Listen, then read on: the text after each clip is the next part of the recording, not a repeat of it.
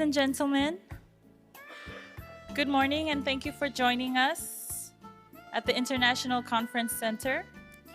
We will officially begin our program in about 5 minutes. While we are settling in, I'd like to quickly go over a few housekeeping items to ensure a smooth and productive meeting. To minimize distractions, we kindly remind all participants to switch your mobile phones and devices to silent mode throughout the sessions. To connect to the conference center Wi-Fi, please refer to the QR codes posted around the venue. Our agenda for today is packed with insightful discussions. To access the agenda and meeting papers, please refer to the QR codes on your badges. And finally, we want to see all your amazing photos and posts throughout the MIF. So when you're posting on social media, we invite you to use hashtag MIF2025. That's hashtag MIF2025. Thank you for your attention. We will commence the meeting shortly, and we ask that all be seated promptly for the leader's entrance. Komotara.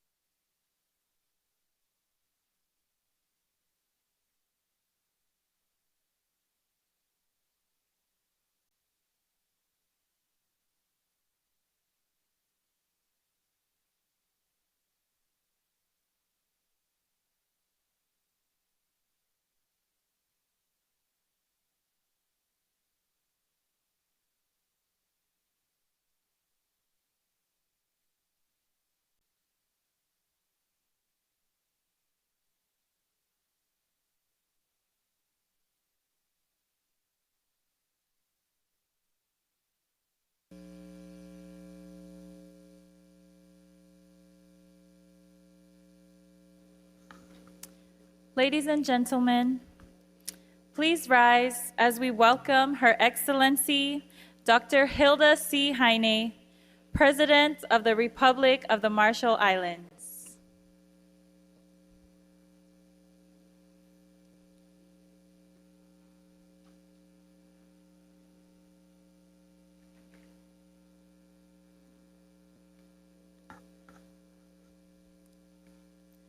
Please remain upstanding as we welcome our distinguished leaders and heads of delegations to the 27th Micronesian Islands Forum.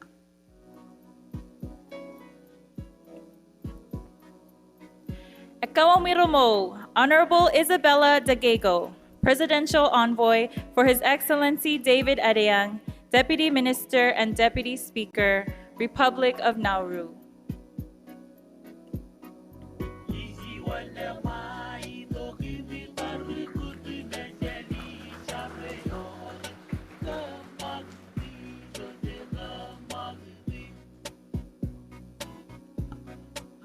Kamorale, Honorable Lauren Robert, Secretary of Foreign Affairs, Federated States of Micronesia.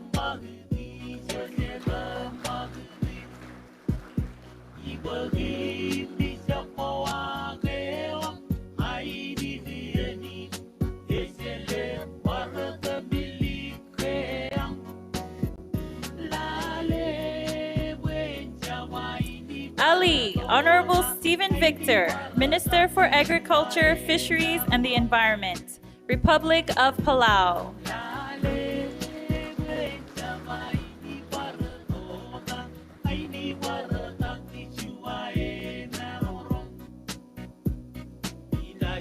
Half a day, Honorable Lou A. Leon Guerrero, Governor of the U.S. Territory of Guam.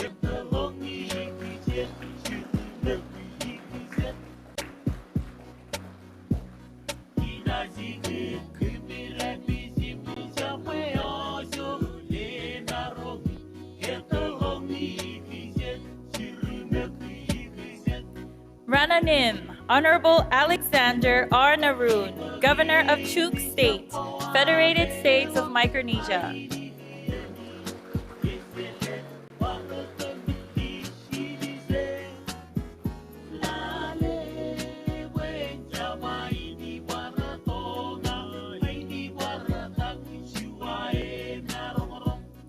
Lenwo, Honorable Tulensa W. Palik, Governor of Kosrae State, Federated States of Micronesia.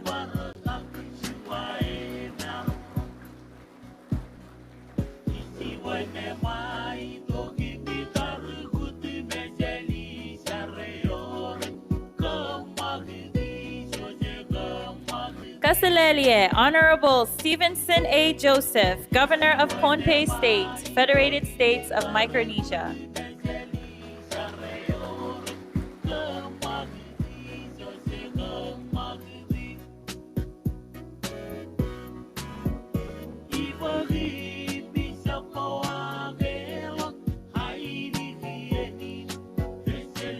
Hafaday, Honorable David M. Apatang, Lieutenant Governor of the Commonwealth of the Northern Mariana Islands.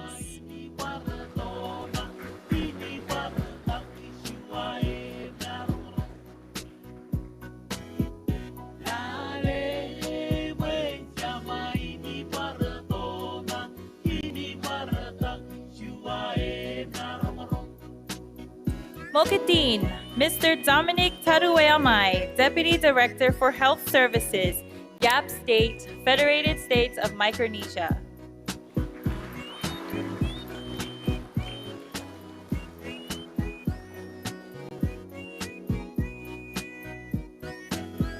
And we want to extend a special welcome to the Honorable Baron Zivavesi Wanga, Pacific Islands Forum Secretary General.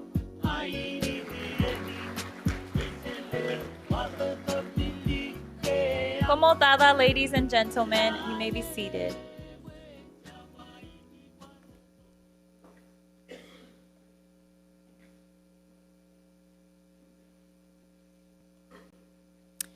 A very warm Yahweh and welcome, Your Excellencies and spouses, honorable members of Cabinet and the Nidijele, traditional leaders, distinguished delegates, guests, and observers to this significant gathering, the 27th Micronesian Islands Forum.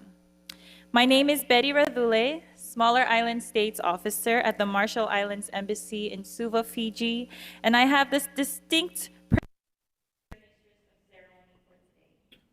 As is tradition in our beautiful islands, we will begin with a moment of reflection and spiritual grounding. We invite Reverend Herbert Lamidola to offer our invocation. This prayer will be followed by a hymn led by the Laila Malmak Youth Choir.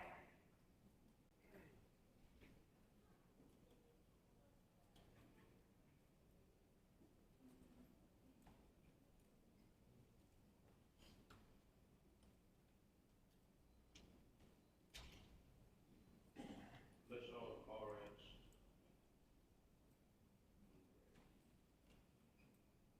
Most loving and gracious God,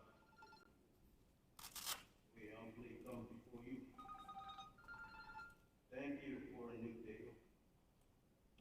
Thank you for a new life. Especially thank you for your love. The 27th MIA Convention started.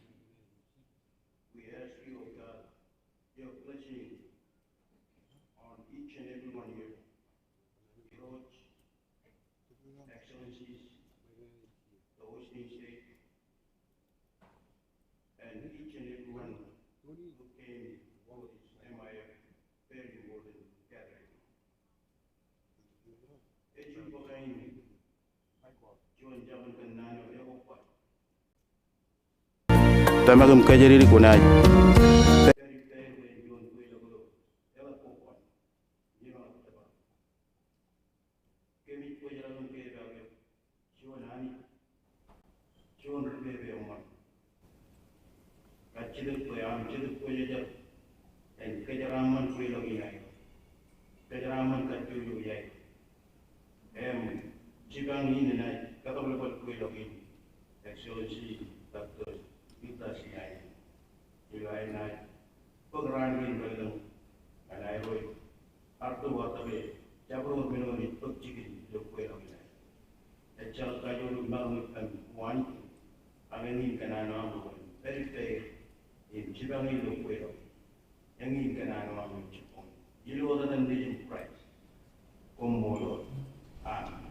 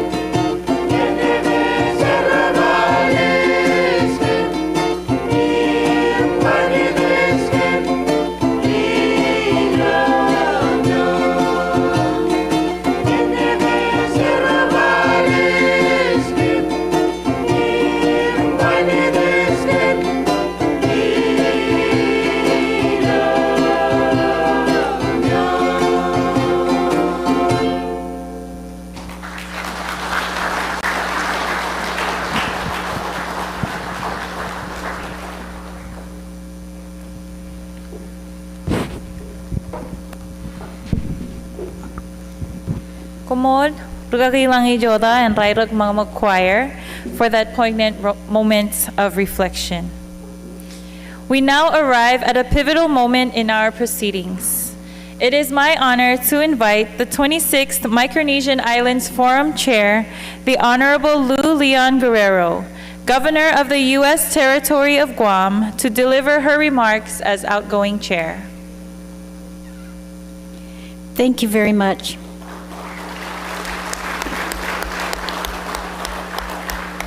Hafaday, Yogwe, Ali, Maori, Omoyoran, Kaselelia, Mogathin, Lenwo, Rananim. As I stand here before you today, I am filled with a profound sense of gratitude and pride. It has truly been an honor to serve as the chair of the Micronesian Island Forum. Reflecting on the past year, I am inspired by what we have achieved together and the bonds we have forged. Last year, through direct engagement with the U.S. Department of the Interior, we secured $400,000 in funding, a critical step that will empower us to hire a Secretary General and strengthen our organization. This funding isn't just numbers on a page. It represents a commitment to our collective future, a future where our voices are not only heard, but heeded. I want to commend the collaboration we initiated with Secretary General Baron Waga of the Pacific Islands Forum. Together, we championed the needs of our islands nations on the international stage, particularly during the United Nations plenary meeting. Our advocacy for addressing sea level rise has demonstrated that we can achieve significant progress when we unite our efforts in the face of essential challenges. Since our gathering in Guam, our collective efforts have propelled us forward. We have raised our concern about the rising cost of air travel in Micronesia directly to the U.S. Secretary of Transportation. We have tackled the invasive species threatening our ecosystems by engaging the highest levels of our government, including President Joe Biden himself. Our application for PIF associate membership was successful, welcoming American Samoa and Guam into the fold. We drafted the Gender Equality Framework, paving the way for a future where everyone has equal opportunities. And we expanded green growth initiatives touching the lives and environment of the people in Palau, the Marshall Islands, and the Northern Mariana Islands. I want to take a moment to extend a heartfelt invitation to our brothers and sisters in Kiribati. We look forward to your presence at the Micronesian Island Forum. When you join us, our Micronesian family will be whole and our strength will be magnified. The challenges we face in the days ahead are significant and multifaceted. From air and sea transport issues to the rise of our seas, from the pressing state of our health and education systems to the critical conversations around deep sea mining, protection, and the benefits of our fishery. Moreover, we must not forget our commitment to uplifting our women and youth and ensuring that they are empowered to reach their fullest potential. But let me assure you that these challenges are not insurmountable. We will continue to tackle these issues together by drawing upon our shared strength and unwavering resolve. With full confidence and hope, I now pass the torch to my good friend, the chairmanship of the Micronesian Island Forum, President Hilda Heine of the Marshall Islands. I am excited for her vision that she will bring to our shared mission. In closing, I express my deepest gratitude, Sizuz Maasi, for this incredible opportunity to serve alongside each of you. Together, let us continue to chart a course toward a brighter, more sustainable future, continued peace and prosperity for every island and every person in our beloved region. Thank you.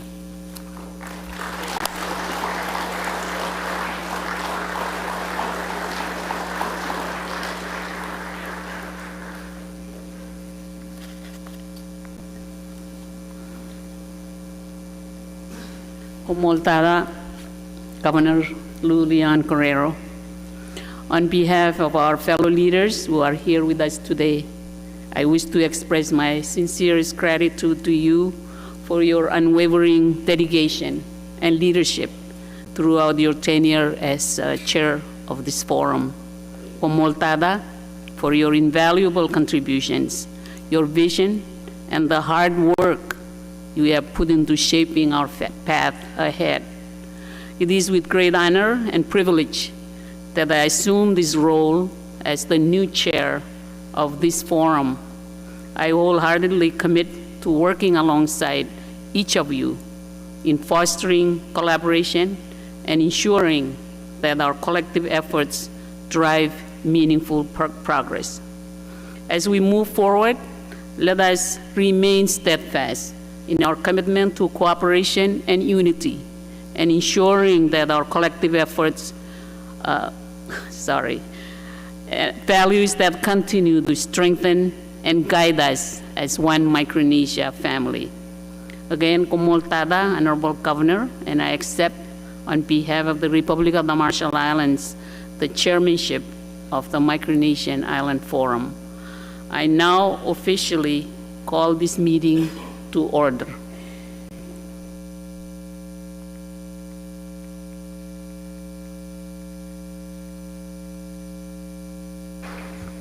Thank you, Governor Leon Guerrero, for your leadership and dedicated service as the 26th Chair of the Micronesian Islands Forum. Your contributions and achievements have been invaluable. And thank you, Madam President Heine, for accepting the mantle of leadership. We look forward to your guidance and vision as the 27th Chair of the Micronesian Islands Forum. To enrich our opening ceremony and connect with the profound cultural heritage of our islands, we will now view a video presentation by three remarkable individuals. Marshall Islands Climate Envoy, Ms. Kathy Jednal-Kijner, Mr. Alson Kellen, a man who wears many hats. Among them are Commissioner of the National Nuclear Commission and Director of Wanailangan Mayo, otherwise known as Canoes of the Marshall Islands, and Mr. Chui Lin, beloved film and photography extraordinaire. Please enjoy the video.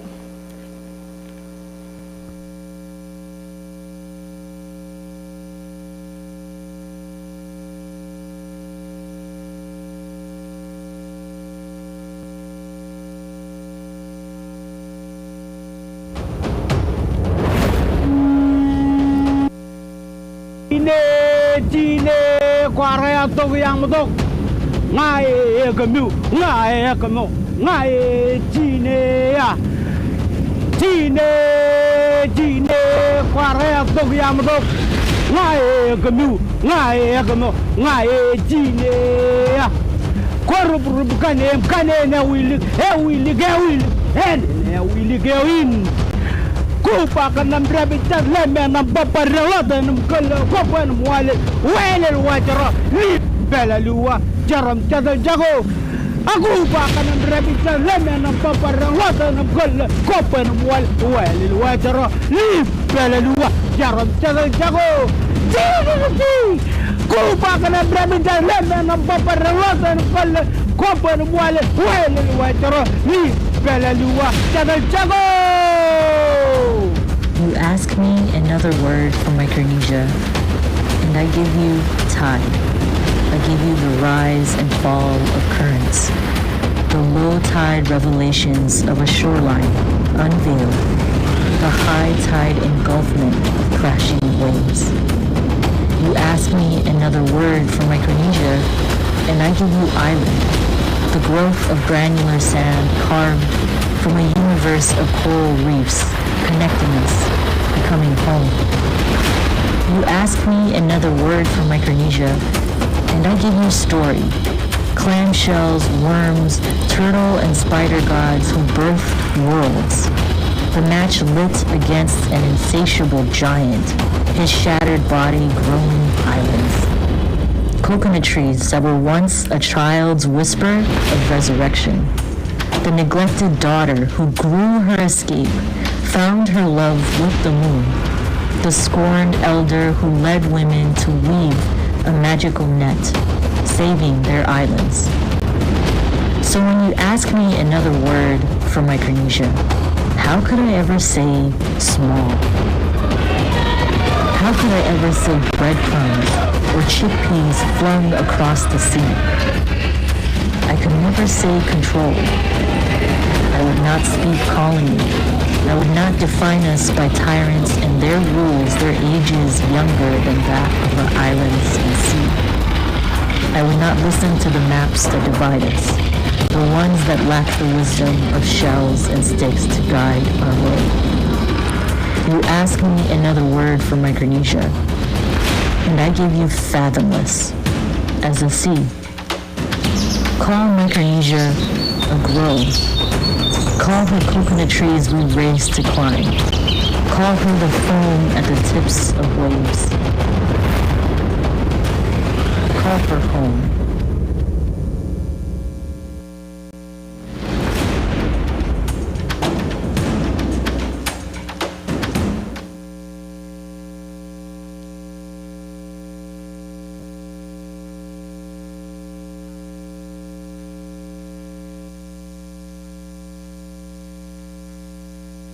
Can we please give another round of applause for that? And we want to invite these wonderful individuals to please stand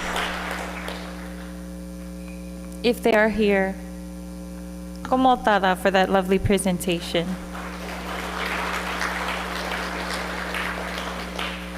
Your Excellencies, ladies and gentlemen, it is now my duty to hand over the floor to Her Excellency President Heine to facilitate the substantive agenda of our meeting, beginning with the delivery of statements.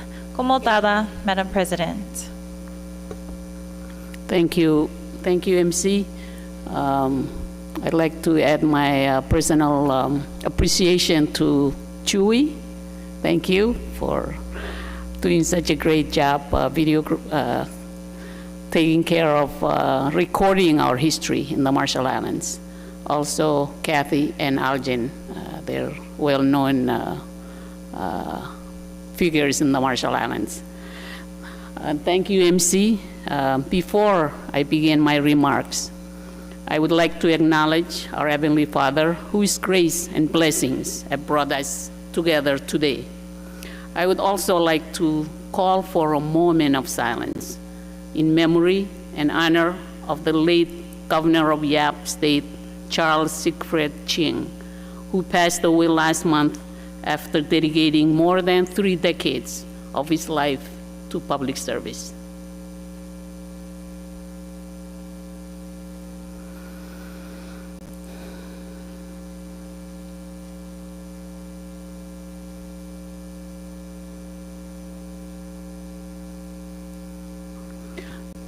Thank you. Excellencies, governors, Chief Secretary General, traditional leaders, chairmen and members of the House of Iroj, cabinet members, Nidijala Speaker, Vice Speaker, and members of Parliament, judiciary members, members of the Diplomatic Corps, distinguished guests, ladies and gentlemen, all protocol duly observed. Yahweh. It is with great honor and respect that I welcome you all to the 27th Micronesian Island Forum here in Majuro, Republic of the Marshall Islands. I would like to take this time to congratulate the Republic of Palau for hosting the Pacific Mini Games and my best wishes for a successful games. This year's theme, Eju Pagain, symbolizes a brief and pivotal moment when the tide shifts direction, which serves as a powerful reminder that now is the time for decisive action to move forward boldly and without hesitation. It underscores the urgency of our shared mission to reinforce regional collaboration, drive sustainable progress, and uphold the resilience of Micronesian people and environment.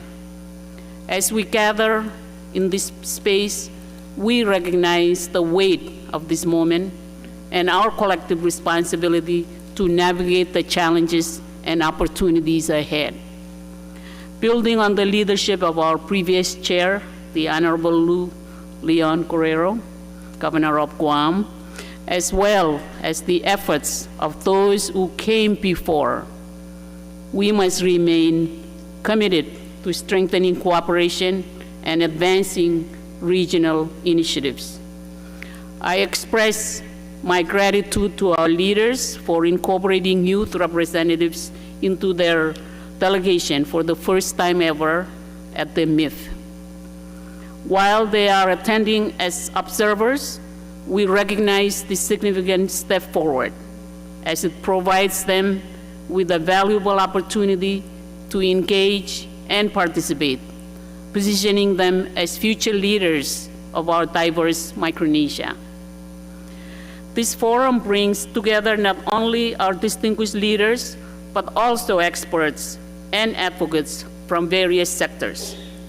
Over the next couple of days, we will engage in meaningful discussions on education, health, conservation, transportation, oceans, and gender equality, key pillars that define the well-being and progress of our communities.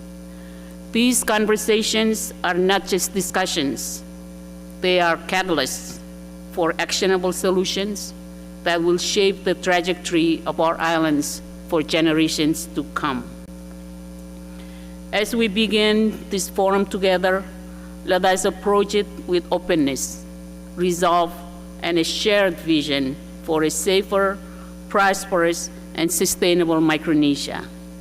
Let us harness the momentum of Ejupagain, the shifting tide, so that we do not simply adapt to change, but actually lead it.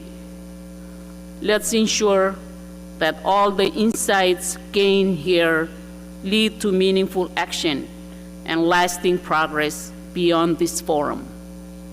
With these few words, I welcome you all to this official opening of the 27th Micronesian Islands Forum and call this meeting in order. Thank you.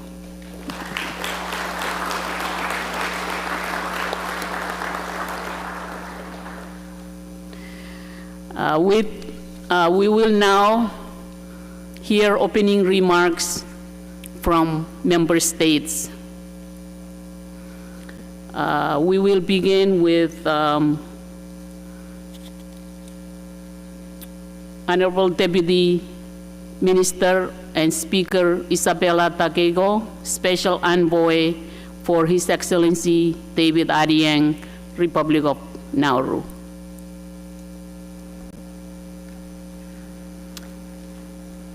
Your Excellencies, Honorable Ministers, Governors, and distinguished delegates, Ekamawiromo, from the government and the people of Nauru.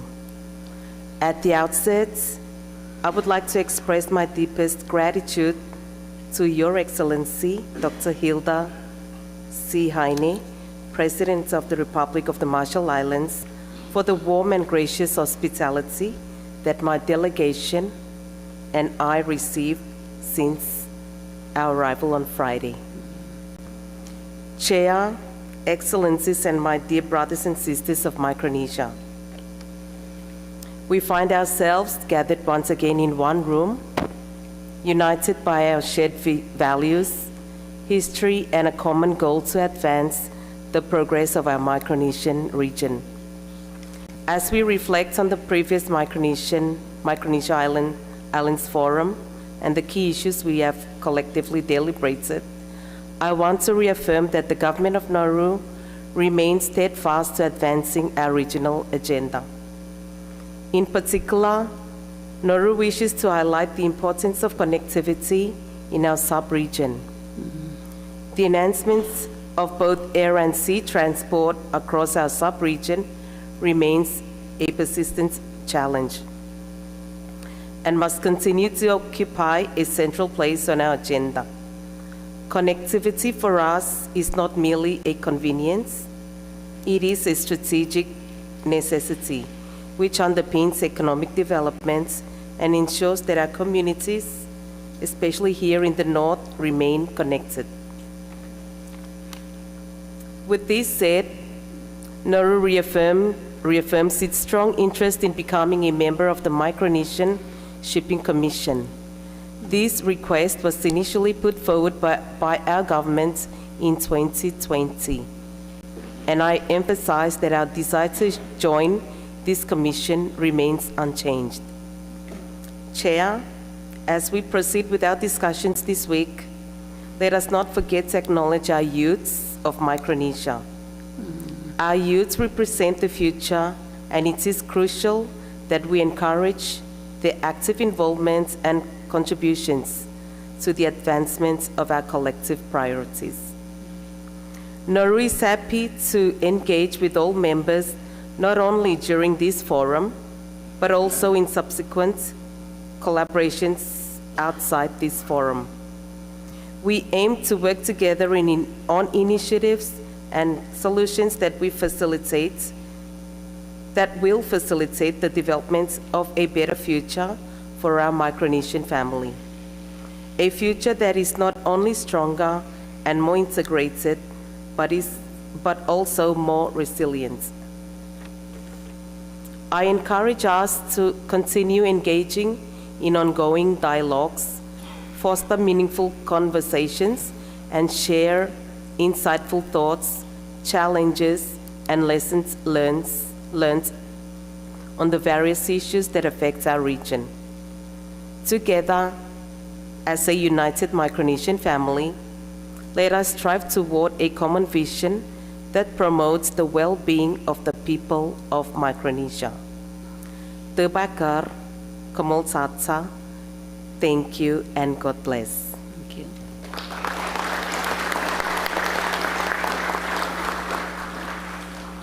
Thank you, Minister Takego, for your remarks. I now give the floor to the Honorable Lauren Robert, Secretary of Foreign Affairs, Federated States of Micronesia, to deliver his remarks.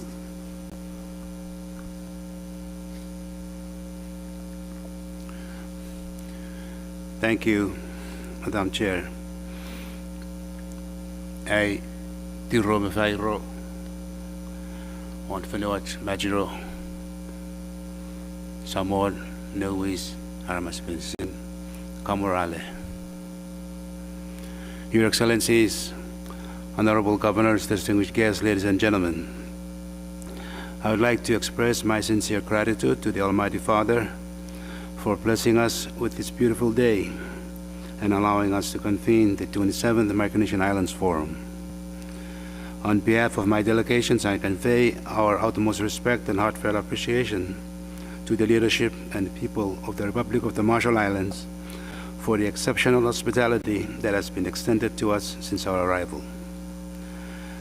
Madam Chair, I congratulate you on assuming the chair of the forum, and I commend you and your able staff for the exceptional organizations of the forum. Under your leadership, I have full confidence that our region will progress forward, and I sincerely wish you a very successful success. I must also acknowledge and thank the outgoing chair of the Micronesians Forum, the Honorable Governor of Guam, for her leadership and service over the past year. Madam Chair, climate change remains the most significant threat facing humanity, and our region of Micronesia is on the forefront. This threat persists and demands swift action globally. The climate change crisis affects government, economic, cultural, and social systems in complex and interconnected ways, It poses a direct threat to sustainable development and human well-being, underscoring the urgent need for action. Without action, we risk becoming an endangered species.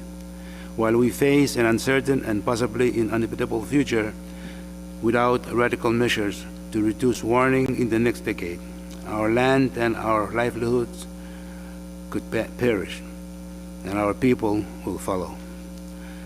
The world has run out of time to rely on just CO2 emissions reductions. These, while absolutely necessary, would only take effect after 2050. By then, many lives would be lost. What is needed urgently is fast-acting cuts in short-lived super pollutants that can slow warming now, if we want to stand a chance of keeping the 1.5 alive. Methane reduction, in particular, is a powerful solution and requires more priority, resources, and accountability. I strongly urge us to issue a call on major economies to address methane emissions to limit near-term global warming and keep the 1.5°C temperature goal within reach. Madam Chair, the ocean remains of vital importance to our communities, touching every aspect of our lives. In a historic moment, we took concrete action on the 2025 UN Ocean Conference in France, where the FSM, RMI, and Palau successfully signed the amended treaties on maritime boundaries. The amended treaties underscore the permanence of maintaining boundaries, setting a global legal precedent in climate-resilient ocean governance, and embedding the 2021 Pacific Island Leaders Declaration on preserving maritime zones and climate change-related sea level rise into legally binding international law. This development marks FSM's unwavering commitment to regional stability, legal certainty, and the resilience of our Blue Pacific. I convey my gratitude to President Eileen and President Whips Jr. for their cooperation and support, and extend a call upon the Pacific nations to join us in anchoring the 2021 Declaration into their maritime agreements. Madam Chair, one of the most pressing challenges we face as Micronations is the need to improve air and sea transportation. Our geographic isolation, dispersed populations, and small markets place us in a uniquely difficult position, but they also unite us with a common goal: connectivity. For our peoples to access healthcare, education, economic opportunity, and family across our islands and beyond, reliable transportation is not a luxury, it is a necessity. I call on members of the Micronesian Islands Forum to deepen cooperation in strengthening our regional connectivity through joint investment, shared strategies, and coordinated advocacy. By improving air routes and maritime shipping links, we enhance not only just movement, but unity across islands, across sectors, and across generations. I also seize this opportunity to highlight critical challenges in maritime security and the fight against transnational crime.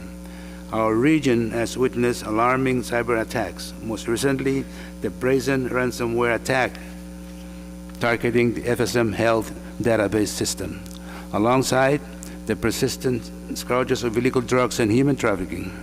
It is absolutely critical that we confront these weaknesses and vulnerabilities within our group, as these gaps directly undermine our collective security and erode the foundations of regional solidarity and strength.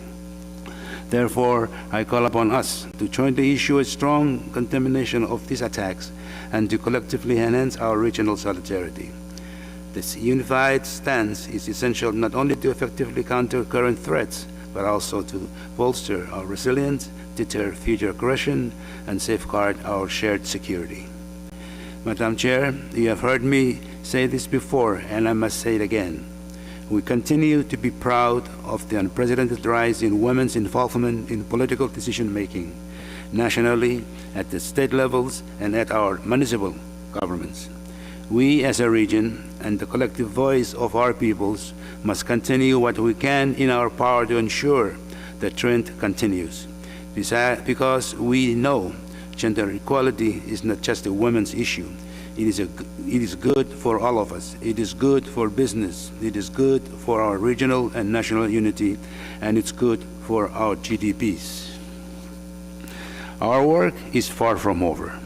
We continue to support gender equality, to strengthen inter-sector collaborations and coordination, to strengthen high-level advocacy, and to provide resourcing the implementation at all levels.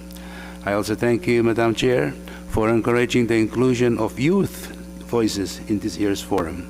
The FSM has responded by bringing a youth representative as part of our official delegation, and because we recognize that if we are serious about protecting the future, we must start including those who stand to inherit it.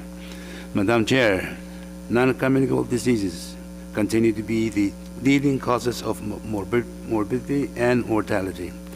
Current data still suggest an upward trend in the rate of mortality due to NCDs, despite emergency declarations and preventive policies and efforts implemented over 10 years. To address the NCD epidemic, we must do things differently. My administration submitted an NCD bill to increase import tax on tobacco, alcohol, and sugary drinks. It is our hope that we will continue to curbing the inflation, initiation, and uptake the consuming of these harmful products. We have increased investment in the primary health care front to ensure every citizen receives the basic health care irrespective of where they live in the country, irrespective of their ability to pay for such services. But above all, our aim is to ensure these services are appropriate and effective. To achieve our aspirations, we have stepped up training for our health workforce, put the basic infrastructure in place, strengthen access to medicines, and increase investment in digital health technology. In addition, FSM has developed and implemented an electronic health record, EHR, a system across the 4 state hospitals. This has expanded to include public health and dispensaries, with hopes to reach CHCs, private hospitals, and clinics in the near future. The same is planned for the outer island dispensaries throughout the FSM. With high-speed internet, this would be possible. Madam Chair, while we cannot amend our physical geography, we continue to explore ways for technology to improve our way of life in health, in education, trade and commerce, and other opportunities for regional investment and development. Our region continues to experience a shortage of quality teachers and skilled labor force. Our education systems must school curriculum that are tailored for 21st century development skills. The education training programs must prepare all of our teachers with the essential teaching knowledge and skills. With our remote and isolated school communities, technology, including A1, should be utilized responsibly to support student learning. More importantly to our region is the prioritization of indigenous traditional knowledge as a core learning requirement for all children in our respective communities.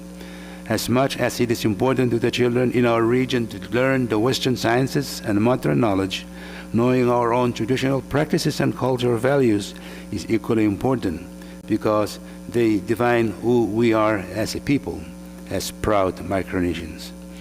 Based on these issues I have raised, I would like to reiterate again, as I did last year, the importance of operationalizing a fully functional secretariat. We must direct our attention to the budget. To successfully achieve our objectives, it is imperative that we have a robust and sufficient secretariat that can effectively facilitate and deliver services. I strongly believe that this goal is within reach, but it requires prioritizing funding for the secretariat. I will conclude by urging us all to approach our discussions with transparency, collaboration, and a willingness to find common ground in order to enhance our ability to deliver better and more effectively for our citizens. We may be called Micronesia, but there is nothing micro about our spirit, our vision of our voice when we come together. Even in our name, you will find the word one, because Micronesia is strongest when we act as one people, one ocean, one voice. Kamudaran.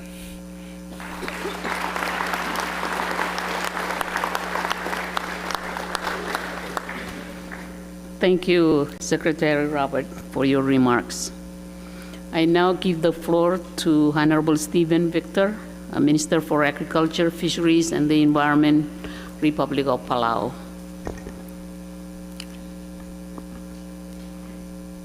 Komultata, Madam Chair, for giving me the floor.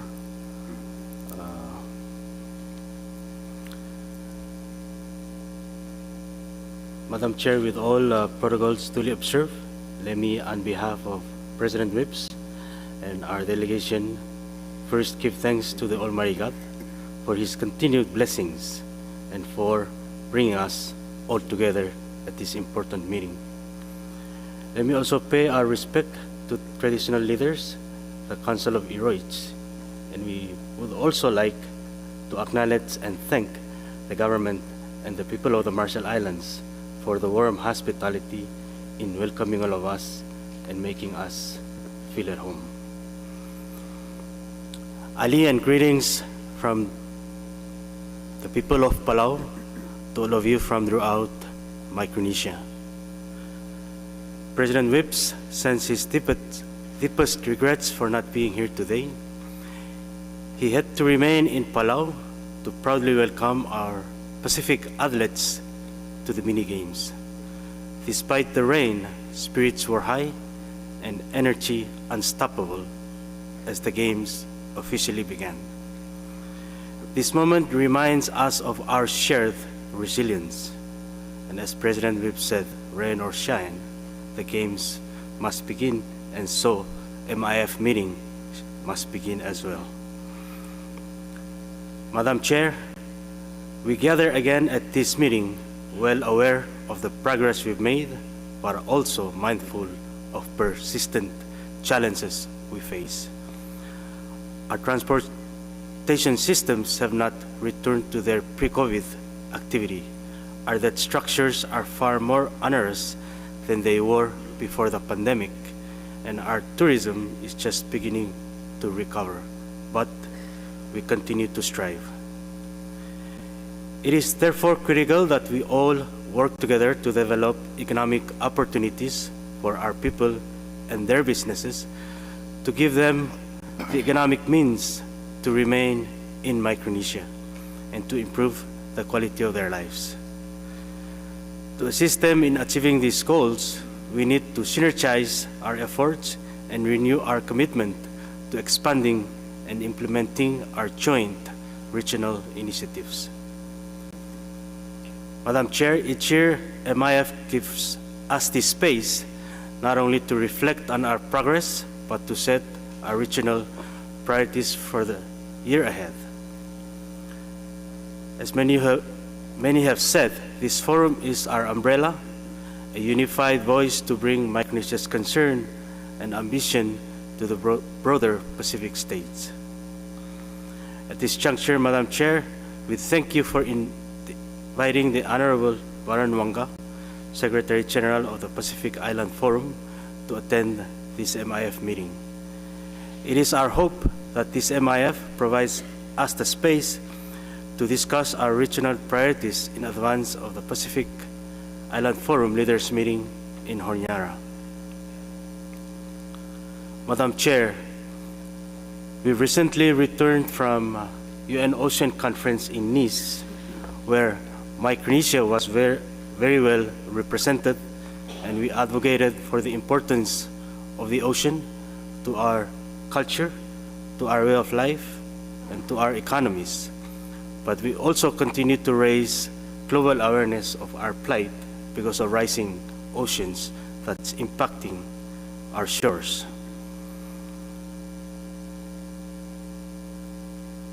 We also thank you for inviting the Pacific Ocean Commissioner to this MIF meeting. The Pacific Commissioner's office is based in Micronesia and hosted in Palau. It gives us the opportunity to engage, collaborate with the Ocean Commissioner on important ocean issues and policies that impact us as we strive to develop our economies, as we strive to ensure that we keep 1.5 within reach, and as we strive to ensure that the PBNJ Treaty gets into force, and also as we work as Micronesia and as Pacific region to ensure that we advocate for a plastic treaty that addresses plastic pollution in our oceans and in our lands. Madam Chair, I wish to raise 2 points. The first is the issue of the Secretary General. We believe that to strengthen the value of the Micronesia Island Forum, it is essential to institutionalize the role of the Secretary General with a professional and fully supported team. Thanks to the leadership of former Chair, Governor Lou Leon Guerrero, we are well on our way to recruiting a Secretary General. We thank our partners, especially the Republic of China, Taiwan, that has continued to support MIF since its inception, and emphasize that our secretariat must be empowered with sustainable funding and capacity to serve us effectively. The second point, Madam Chair, is our MIF Standing Committee. We note the very hard work that the standing committees have taken over the years. Some are productive and only require more support. Others may overlap with existing regional bodies or lack clear direction. A review can help us identify where to clarify, consolidate, or let go. This clarity will strengthen us. Much of this can be corrected through the hiring of a full-time Secretary General and able regional coordinators. Madam Chair, in the interest of time, these are few general remarks that I wish to make and reserve our specific issue for later intervention. Komol Tata, Kokmal Misulang, and thank you.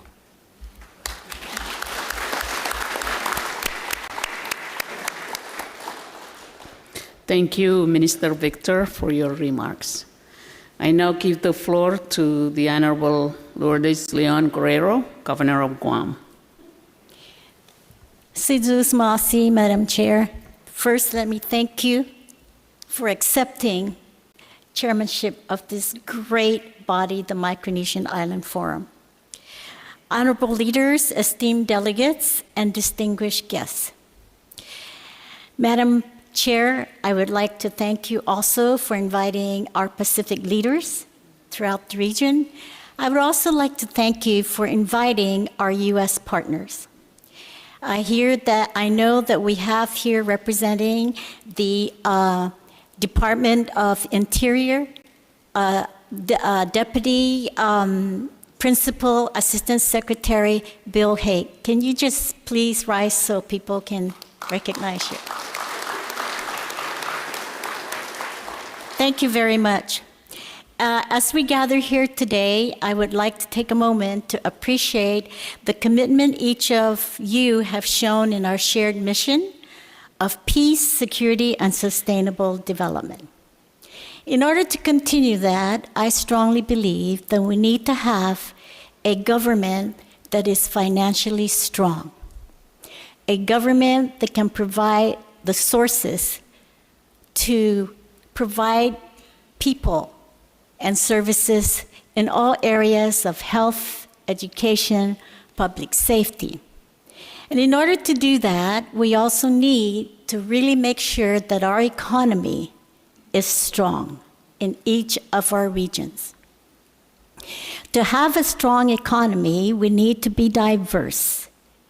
And as Stephen has said, Honorable Stephen Victor has said about tourism, most of us, tourism drives our economy, but we also need to look out and diversify in the areas of aquaculture, in the areas of additive manufacturing, which we are doing in Guam, in the areas of data centers, in the areas of what our resources, our natural resources have that we can export, in the areas of inviting investors. So we need to make sure our infrastructure is established and strong to provide for the investment. All this for the purpose of lifting the lives of our people. For us, tourism is slowly recovering, but I feel we are on our way. We do not have pre-pandemic numbers like we did. Our biggest concern in tourism is the challenge of air connectivity, not just in tourism, but in all of our lives in our region here. We cannot have tourism recover if we don't have the flights to come. We have aggressively pursued this with our South Korean market population, our Japan market, and now Taiwan is beginning to show some strength in our population of tourism. I would like to also say that the whole landscape can only happen with peace and security.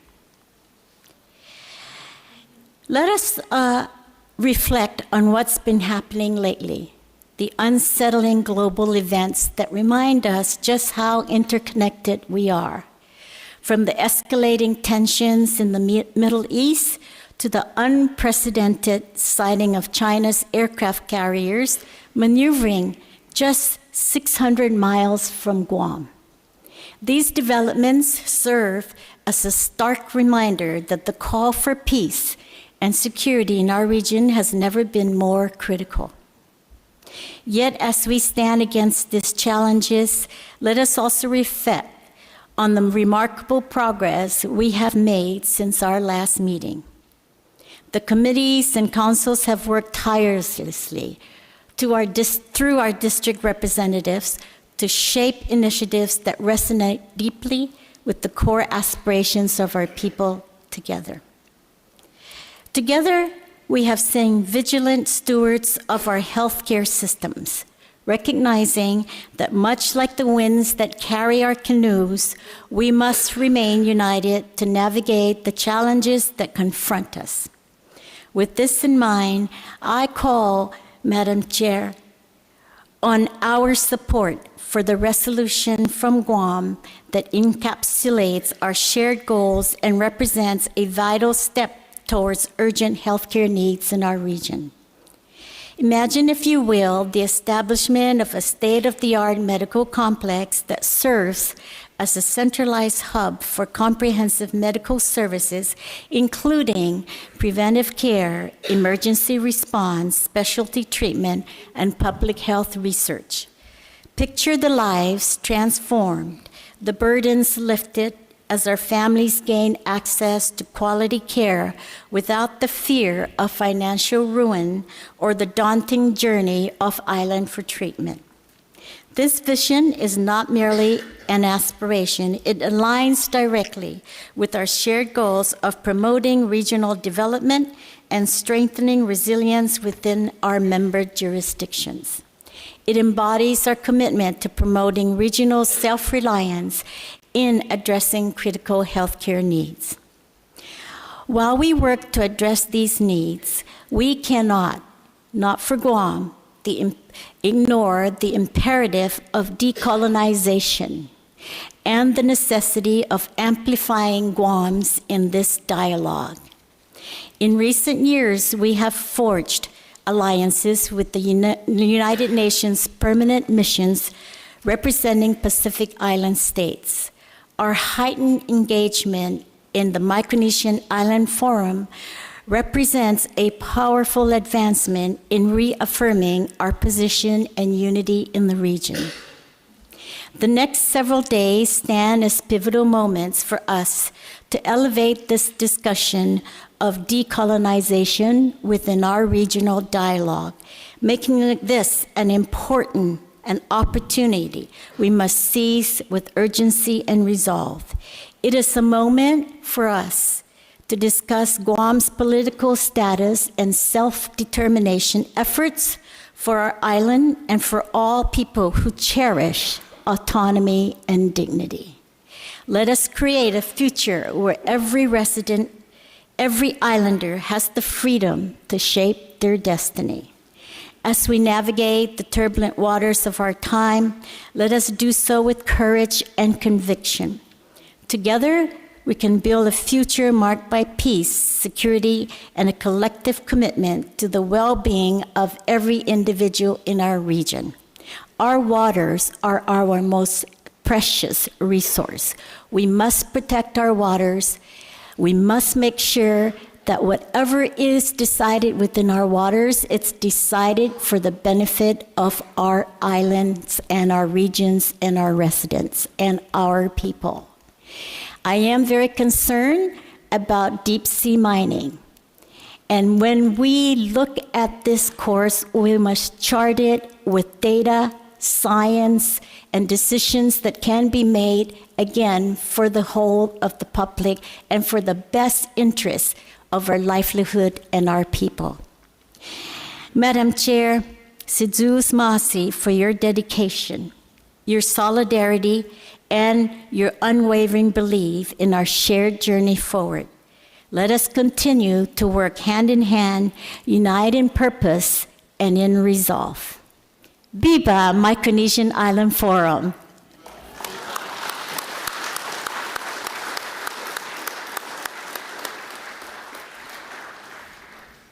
Thank you, Governor Guerrero, for your wonderful remarks. I now give the floor to Honorable Alexander Narun, Governor of Chuuk State, Federated States of Micronesia.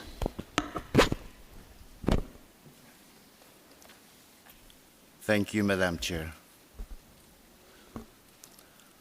On our behalf, thank you, Lord, for the blessings and grace this morning and throughout our forum. I offer my respect and favor to the traditional leaders of the Marshall Islands and throughout our Micronesian region. I acknowledge the indigenous custodians of this land and sea, past and present. I extend my respect and tiro to our host and incoming chair, Her Excellency President Hilda C. Heine, First Gentleman Thomas Kitchener Jr., along with government leaders, officials, and especially the wonderful people of the Marshall Islands. We are truly thankful for your usual yakwe and warm hospitality as always. My respect and tiro to our former chair, the Honorable Governor Lou Leon Guerrero, and members of your delegation. Chuuk State appreciates your outstanding leadership at the 26th Micronesian Forum.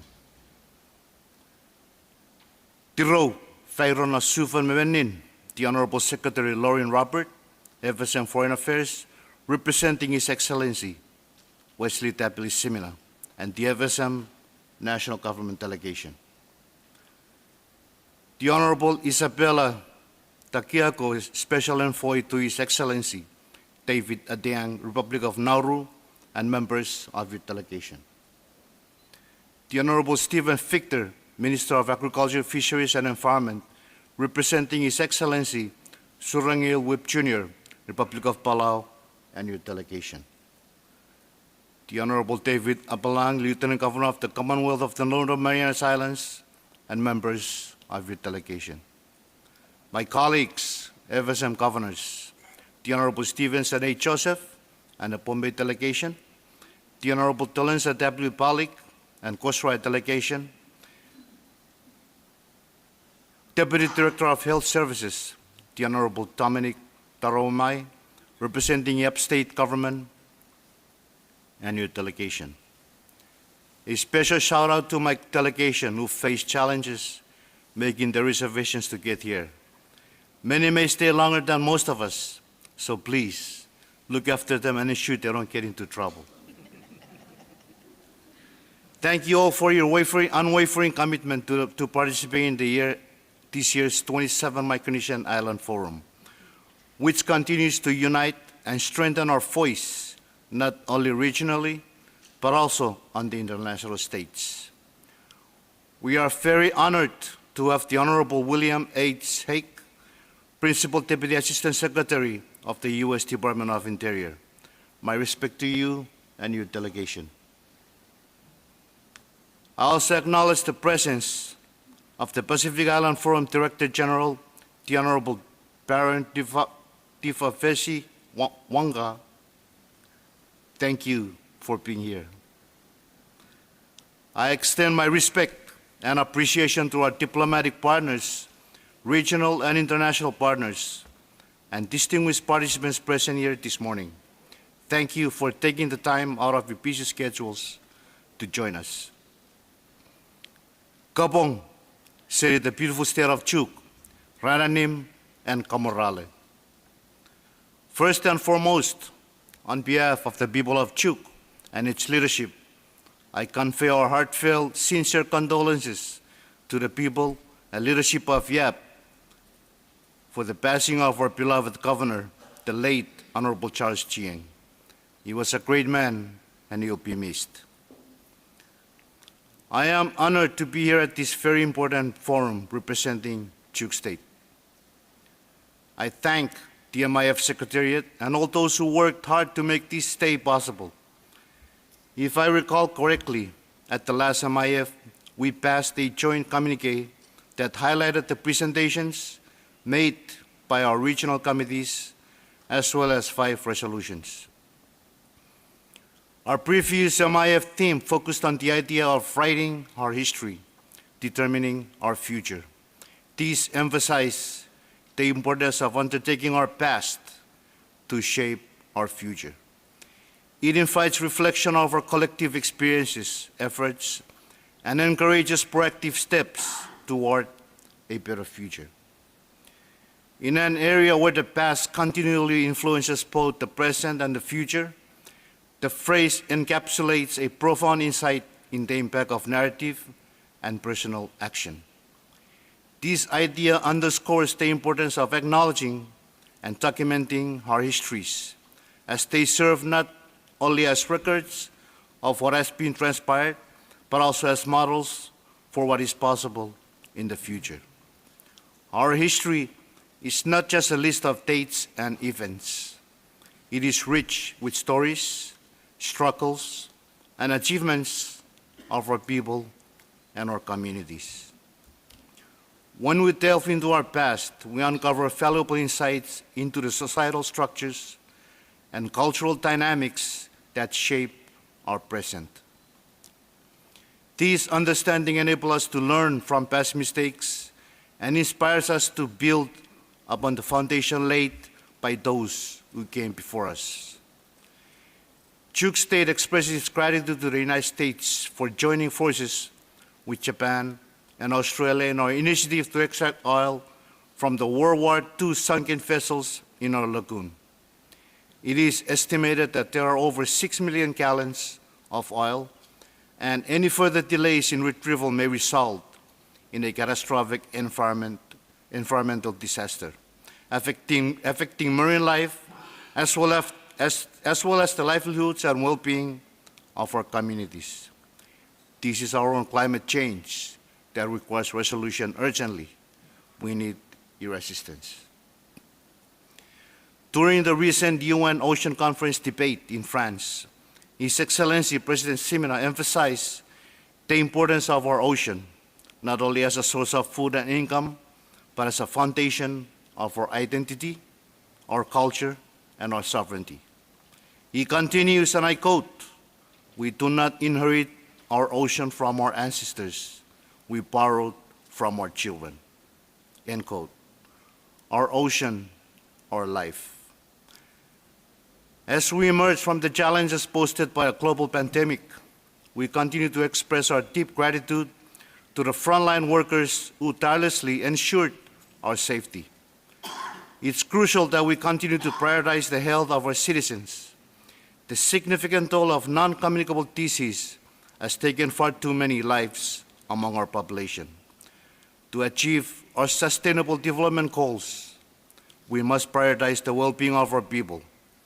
Chuk is committed to advancing the mission not only through medical treatments, but also by investing in youth sports, promoting local alternatives to imported food, and of course, encouraging exercise for all ages.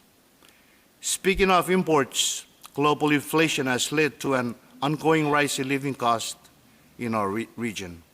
Last year, Chuk State raised its minimum wage by 45% to help bridge the gap that has left many Chukis dependent on support from elsewhere, especially families living abroad.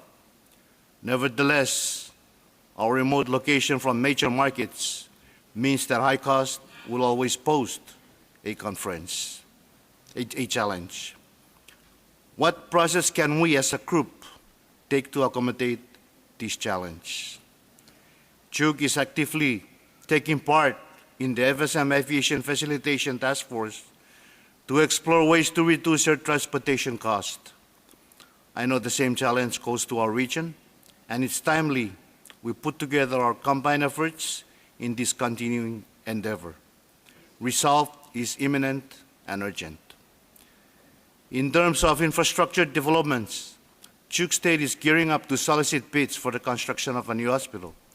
We are looking to partner with a private company for the management and operation of 6 dialysis machines. Currently, we have awarded 4 schools. However, progress has stalled, primarily due to the funding issues. While we face challenges from multiple areas, the core problem remains around funding. I am glad to hear that our national government is actively working to resolve this very issue. According to a recent assessment, an infrastructure project in our state typically takes about 7 years to implement. What explains this long duration? Some might argue it's due to the strict standards and requirements involved. Others think it's the difficulty in attracting qualified contractors who often see our remote location as an obstacle. I view this as an opportunity to raise the issue here and actively seek support from everyone. Gender equality remains a pressing concern in our state. However, I want to acknowledge the relentless efforts over the years to address this challenge. These efforts have not gone unnoticed, and we are beginning to see signs of progress. Over the past years, more women from our other islands have been stepping up to register as non-governmental organizations and lead community initiatives. This positive change comes from ongoing efforts to promote gender equality in Chuk. However, we must acknowledge that gender inequality still exists in our islands, and more work is needed to protect and empower women, children, and vulnerable individuals. Chuk is committed to building an inclusive future where everyone, regardless of age, sex, can thrive. We aim to collaborate with our regional partners and seek support from the forum to continue to develop a framework that will enable us to create a fairer society for all. We actively support a variety of activities and functions aimed at promoting gender equality. In particular, we are proud to announce that Chuk State will host the National Women's Conference from the last week of September to the early week of October this year. In Chuk, we embrace the vision for prosperity and growth. Manerwiset esina oporafeni togei opan mororogei. The phrase highlights the significance of recognizing and addressing the unique challenges and needs of our islands. It calls for us to embody compassion and take on the responsibility of offering support as we help navigate these issues. This 27 MIF theme is an opportune moment to act decisively and without hesitation. Decisive action is crucial in critical situations where the stakes are high and prompt responses can lead to positive outcomes. This moment can arise in both professional and personal contexts. Recognizing opportunities and acting with confidence is vital to avoid procrastination and seizing chances before they are lost. Quick thinking is more essential, as it can save lives during urgent situations. Hesitations can have serious consequences, so it's crucial to prepare ourselves to respond effectively under pressure. This would mean strengthening security in the region against both domestic and foreign threats, as well as enhancing our ability to combat the impact of climate change. In a world that often pushes narratives to the background, it is important to take ownership of our stories. By actively participating in writing our histories and using those narratives as a foundation for building our future, we not only honor those who came before us, but also create legacy that inspires courses of future generations. This ongoing journey of understanding and reflection is essential to fostering a more informed and compassionate society. I look forward to the presentations and updates from our Secretariat and committees. Once again, I express my sincere gratitude for the opportunity to participate in this significant gathering alongside all of you. As we engage in the discussions regarding regional issues, let us remain mindful that our citizens have entrusted us with the responsibility of serving as the stewards of our region. I wish all of us a successful summit. Komoltata, and thank you very much.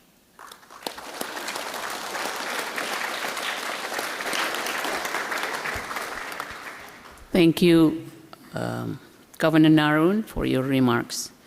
I now give the floor to the Honorable Talensa Palik, Governor of Kochirai State, Federated States of Micronesia. Thank you, Madam Chair. Honorable AMIF member state leaders, special envoys, ladies and gentlemen, Latuo, good morning. I joined the good Reverend in his words of prayer this morning, and I joined him in thanking the Lord for our good health and the many blessings He graciously enriches our lives with. First, I extend and pay my utmost respect to the traditional leaders of this land upon which we gather for this 27th Micronesian Silent Forum. I pay my respect also to you, Madam President Aini, and the leadership of the government of the Republic of the Marshall Islands, as well as the local government and the wonderful people here in Maturo and the rest of the Marshall Islands. I join every visiting delegation to express my sincere thank you for the warm hospitalities provided to me and members of my delegation since our arrival. Sincere komultada in the strongest sense of that phrase. I extend good morning to all the heads of state and members of your respective delegation and all of you that are in attendance. Warm greetings of Lenwo from the people of Kochirai. I always find myself privileged and thankful to have a joint meeting with you through this forum, knowing that this meeting provides the opportunity for us to build closer ties, strengthen our cooperation, and to further our collective resolve on the many initiatives we have agreed to pursue at the regional level.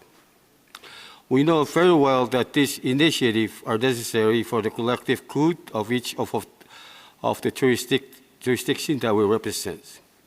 For this, I am very encouraged to see active participation by members, and for that, I sincerely thank everyone for your continued presence in this forum. The chosen theme, Echupokain, is explained as the brief period when tides shift direction, an opportune moment to act decisively and without hesitation. Komultado RMI for selecting this very appropriate analogy for all of us. Here at this forum, we have the opportunity to develop our reaching through dialogue and interventions that will improve our collective well-being into the future. We can already see globally the world order is changing and will continue to change, most like the changing tides in our team. True, changing world order brings new challenges and, of course, new opportunities. I like to believe that together we, as a regional group, have the strength to address many of these emerging challenges that come with the changing times. We have discussed the challenges we have with aviation and shipping, for example. The ICAOs in the two sectors continue to plague our developmental efforts. Yes, we recognize that our geographical isolation and small market size are part of the problem, but I believe we do have options. I look forward to the day when we can together bring about changes and leverage the bargaining table with our regional strength. On behalf of the people of Koshai, I am immensely grateful for this opportunity to continue engaging with you through this forum. Our small delegation shares many concerns that are being felt across our blue continent, and we also wish to learn from you in improving our own capacities to address these issues. Madam Chair, in addition to the many topics of concern prescribed by the previous forums and planning team, I wish to bring two issues for consideration again by this forum. Air transportation. We have discussed this in previous forums, and I continue to see the cost of air transportation as a major issue for this region. I continue to seek assistance from this forum on how we can learn from each other to address this issue. In the FSM, we are part of a national task force formed to address this issue. Second issue I wish to bring up is the adverse impacts of climate change. I continue to echo what many leaders in our region refer to as one of the largest, if not the largest threat to our people and our way of life, and that is the adverse impacts of climate change. We are already dealing with the effects brought on by climate change and the continued impacts of sea rising levels. For Koshai, most of our developments are built on and around the low-lying coastline, and therefore we share similar concerns relating to the threats from rising sea level. While I look at this forum to facilitate a learning exchange using actual lessons learned that we can apply, I am more interested in how we as a region can negotiate better access to climate change financing to address real-time losses and damages. Climate change financing have rigid rules, as you know, and most of damages to individual properties and public infrastructures are mostly ineligible for funding. We in the FSM are working on a climate change adaptation plan, and we will definitely need the support of this forum. In closing, I extend once again my utmost appreciation to the government of the Republic of the Marshall Islands and to the planning team and the amazing people of RMI for the warm hospitality that we have experienced since our arrival. To the MIF Secretariat and all its partners, I thank you for your continued diligence in ensuring successful coordination and preparation for this meeting. Bilang malap, kumaltada.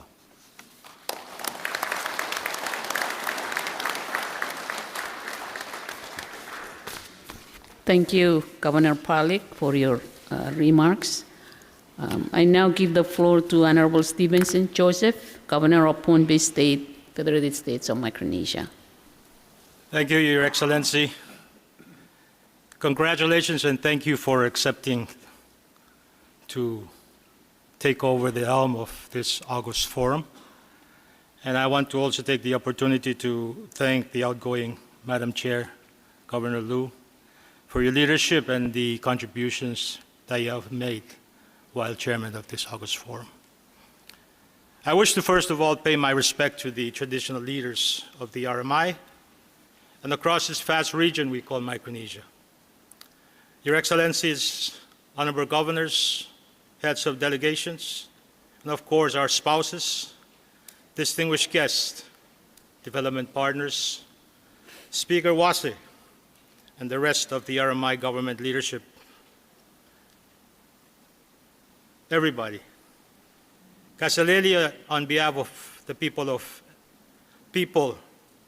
and government of Pohnpei, it is indeed an honor to sit with such esteemed leaders around the table at this 27th Micronesian Island Forum.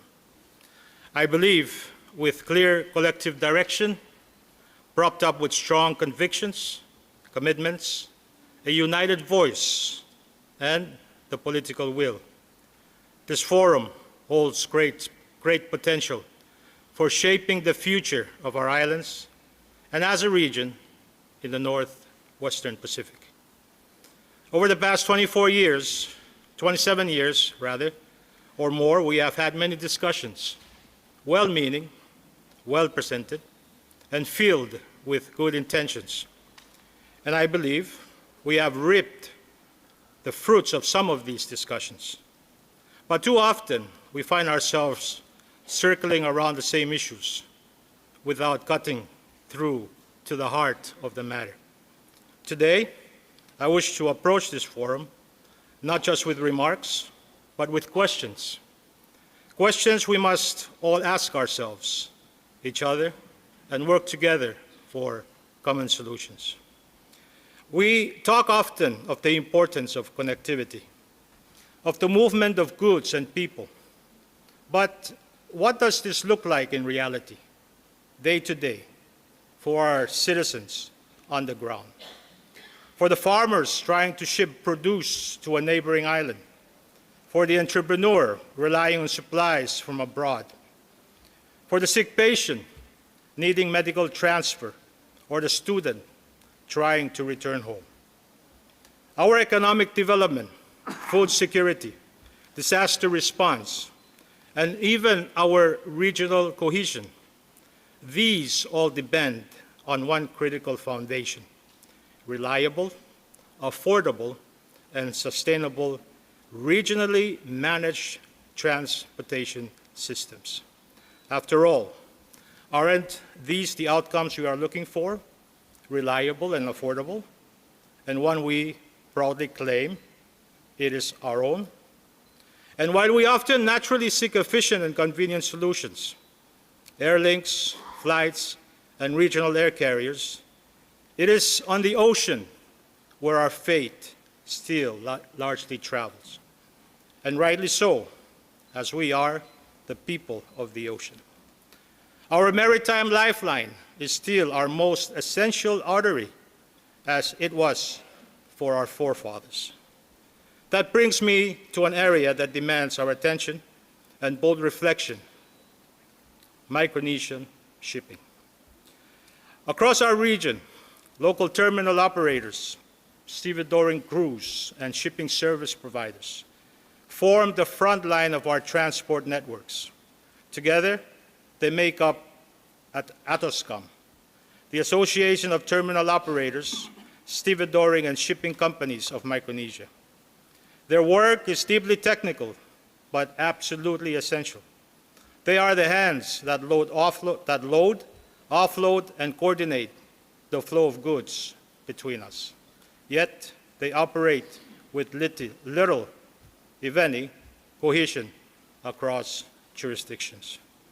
If we are to strengthen the region's shipping logistics, then ATOSCOM must be empowered, not just as a professional association, but as a regional engine for efficiency, training, and coordination.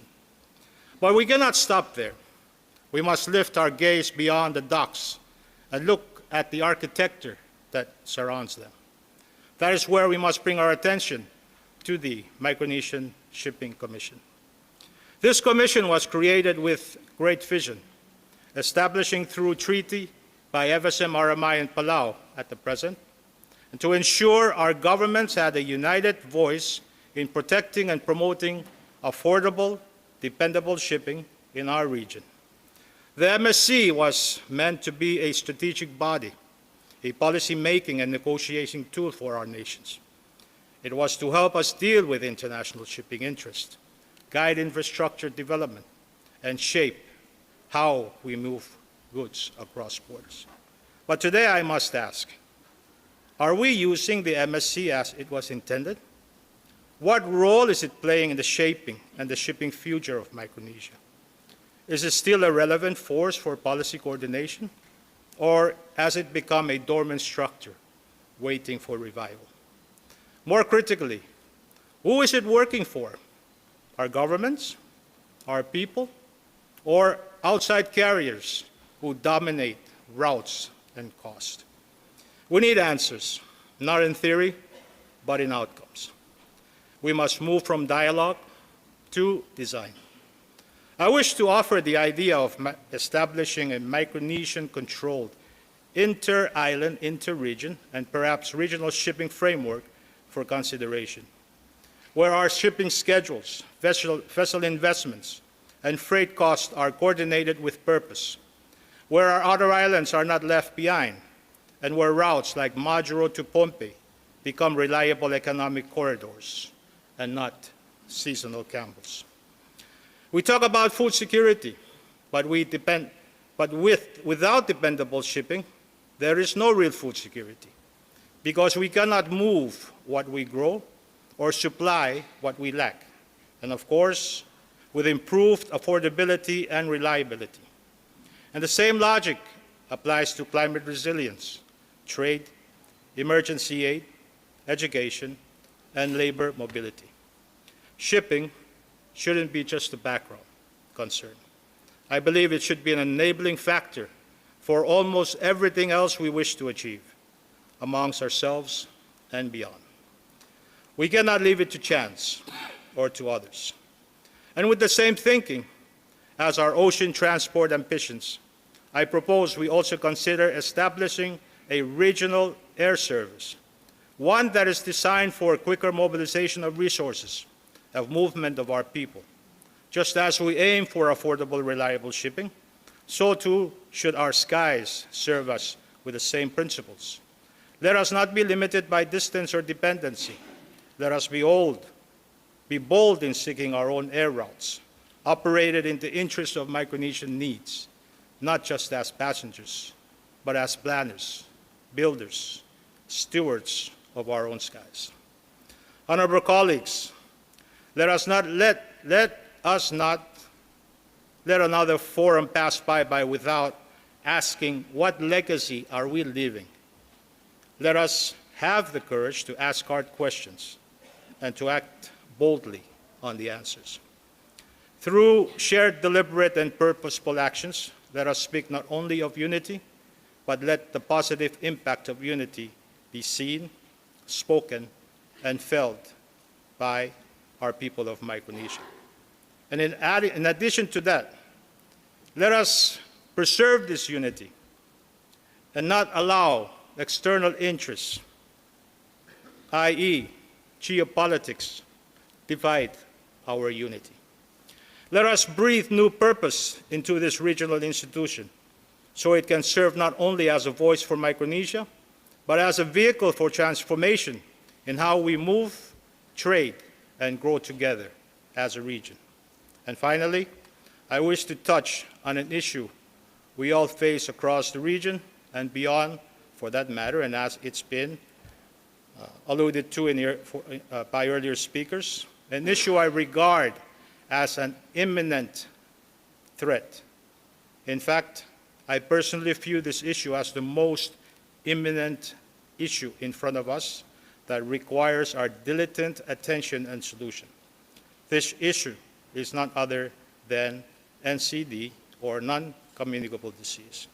For some of us, it has become an everyday struggle, a constant reminder that the future prosperity of the well-being of our people, our islands, and consequently our region, boils down to the simple fact that good health and well-being of our people is central to all the facets of our social economic development efforts. What can we collectively as government do to curb and eradicate NCD? I know that this might be a difficult question to answer, but we must continue to ask this question and must find an answer soon rather than later. Or perhaps the answer is right in front of us, but yet we choose not to acknowledge it or use it. I pose these matters to remind us that our work in it is far from over and effort remains insufficient, as evident in the health conditions for a large portion of our respective populace, and sadly, almost daily loss of lives attributed to NCD. perhaps this could be an opportune time to revisit this matter as a forum to learn from each other and respectively commit resources to accelerate the fight. To close, I respectfully beg your indulgence on the matters raised. I raise them not because I have the answers, nor in any way to say we have not realized the fruits of past works, which we have, but rather I raise them so together we can relook at them in light of the changing tides of which we live, and perhaps come up with an innovative solutions, not only to benefit us, but to benefit the generations to come. So that is why I want to appreciate my appreciation and thanks to President Aini for including youth in this forum. Because after all, our decisions today is their future. Kalagan, and thank you. May God continue to bless Micronesia.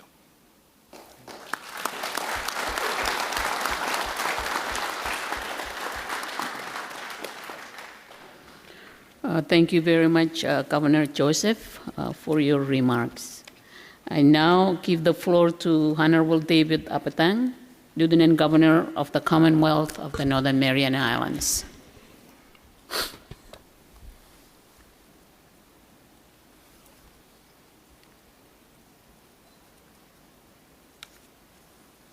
Good morning. Buenos dias. Hafaday Jantiro from the great Commonwealth of the Northern Mariana Islands. It is a pleasure to be here in this wonderful module in the Republic of the Marshall Islands for this year's 27th Micronesian Islands Forum.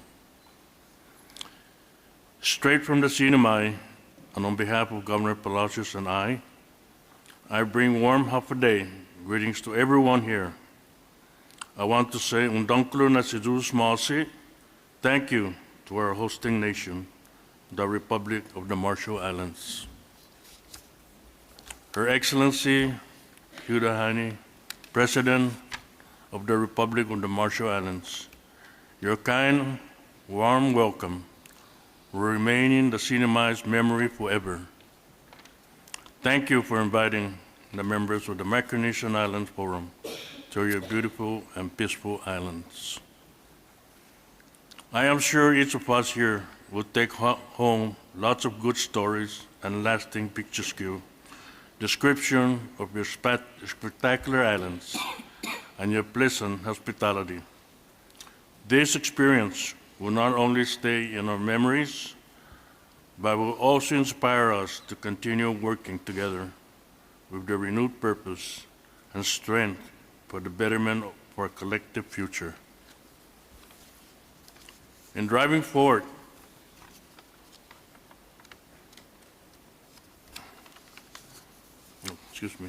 I also want to welcome the Honorable William Hague, Principal Deputy Assistant Secretary for the Insular and International Affairs.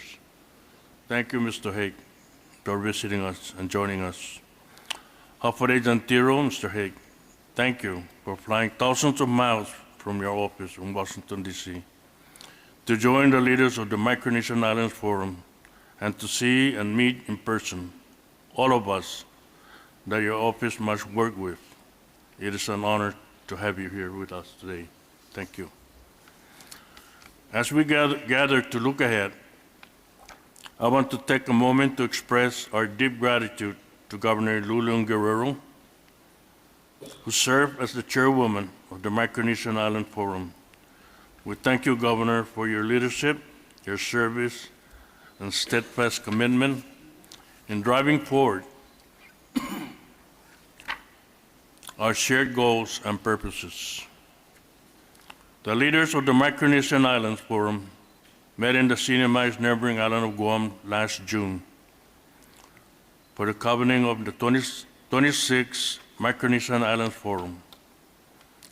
I know the leaders heard many reports and recommendations from the various working committees, delivered with stern encouragement to take another big step in how we and island nations can work together and must work together to advance our lives in this far remote group of islands that is approximately 7,800 miles from the nation's capital in Washington, D.C., where federal decisions are made that eventually impact how we work together, make things work in the remote islands.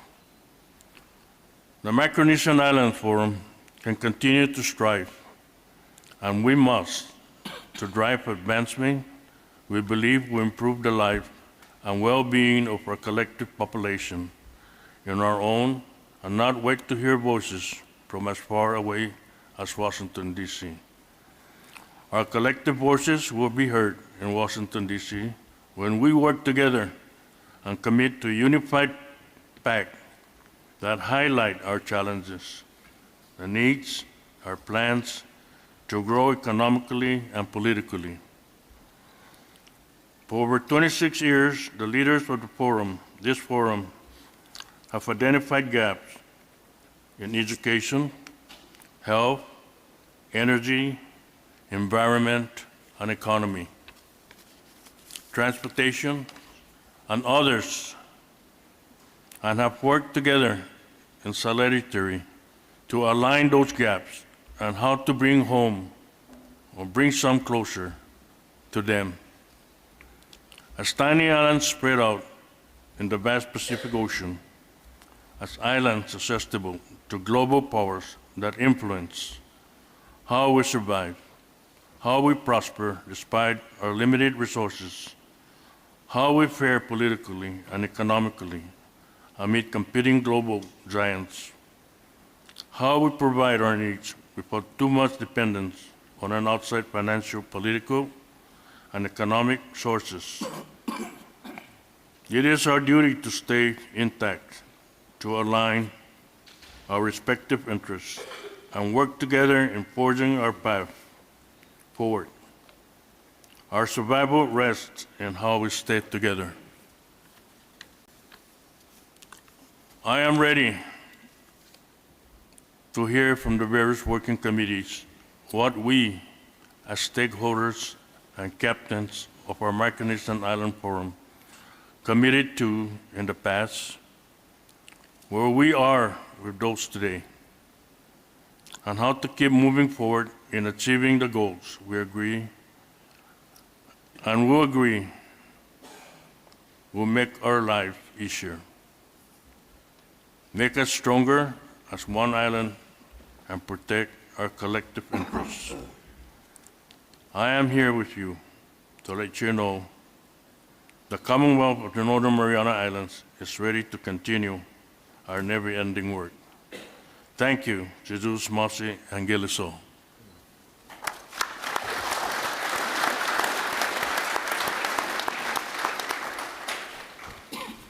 Thank you, Lieutenant Governor Apetang. I now give the floor to Mr. Dominic Taruwemai, Deputy Director for Health Services, YAP State, Federated States of Micronesia.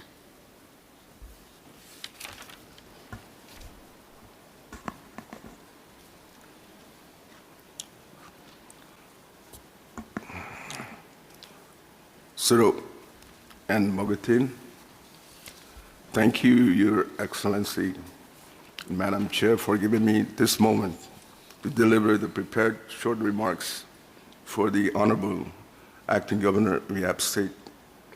I'm very honored and privileged to represent Yap State in this forum. But before I deliver the short remarks for the Honorable Acting Governor Francis Itamay, let me first thank our Lord for this day, for our lives, for our families and friends. Madam Chair, let me also pay my utmost respects to this beautiful land, the traditional and government leaders, and the people of the Marshall Islands. My deepest appreciation for the warm hospitality and the awesome friendliness of the wonderful people of the Marshall Islands. Yokwe. Your Excellencies, the President of the Republic of Marshall Islands, the Federal States of Micronesia, the Republic of Palau, the Republic of Nauru, the Honorable Governors of Guam, the Commonwealth of the Northern Mariana Islands, and the governors of our sister states, Chuuk, Ponape, and Kosrae, honorable ministers, development partners, members of MIF regional committees, distinguished guests, friends, ladies and gentlemen. On behalf of the people and the leadership of the App State, I extend our warmest greetings, molded with deep respect and humility.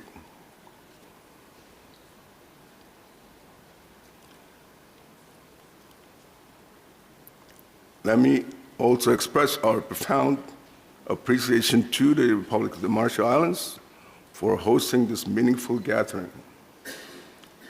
Majuro, as always, reflects Pacific spirit, where hospitality, kingship, and fishing shine as brightly as our ocean waters.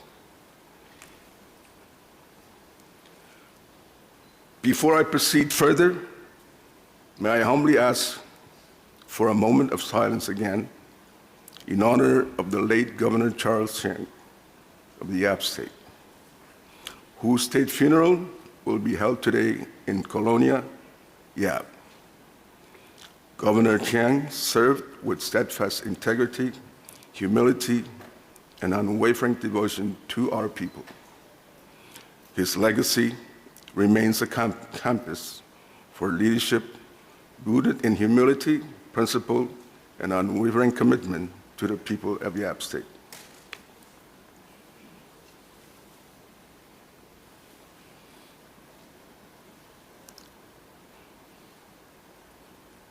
Thank you.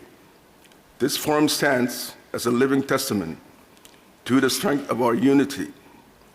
Through past meetings, we have collectively adopted important resolutions, including the decision to recruit an executive director for MIF, an essential step in ensuring continuity and institutional leadership across our Pacific families. Now, as we gather again, we do so not only to reaffirm our bonds, but to advance them. From environment stewardship to educational empowerments, from regional collaboration to sovereign resilience, our islands are stronger when we journey together, forward together. Let us speak with clarity, listen with compassion, and act with resolve. May this forum be a beacon for a shared purpose and enduring partnership. In closing, let me again thank you, Your Excellency and Chair, and esteemed members of this forum and the great people of Marshall Islands. Komo tada, kamagar, and thank you all.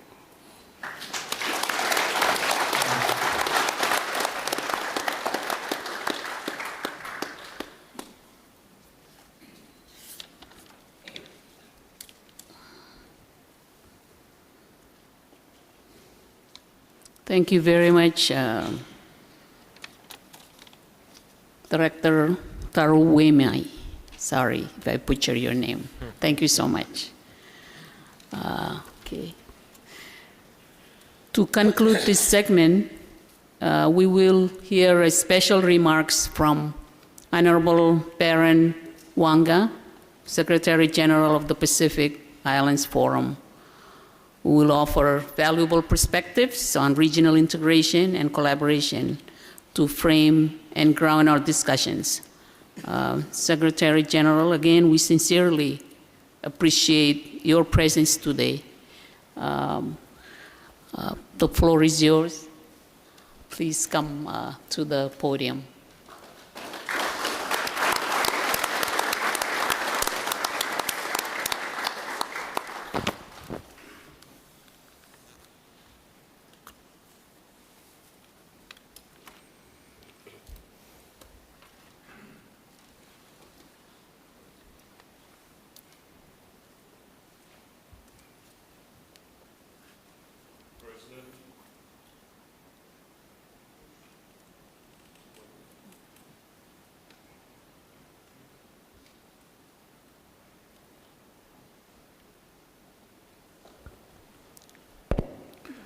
Now it's working. The President of the Republic of Marshall Islands, Her Excellency Hilda Heine, honorable leaders of the Micronesian sub-region, distinguished delegates, crop colleagues, and friends. Yakwe. A warm Pacific greetings to you all. It is indeed a profound honor to join you here today in Majuro for the 27th Micronesian Island Forum. It is particularly special to address you today, not only as Secretary General of the Pacific Islands Forum, but as a proud son of Micronesian family. I therefore take this moment to express my deepest appreciation to the government and people of Marshall Islands for your gracious invitation and heartfelt hospitality. Your warmth and generosity reminds us of the strength and spirit of our shared Pacific identity. Excellencies, we meet at a time of rising global instability. The ongoing conflict in the Middle East serves as a sobering reminder that peace is fragile and cannot be taken for granted. While these developments may seem distant, their impacts, ranging from rising fuel costs to heightened geopolitical tensions, are already being felt across our region. In the face of this uncertainty, the Pacific must provide some rare clarity of purpose, unity of vision, and leadership grounded in our shared values. The Pacific must continue to stand as an ocean of peace,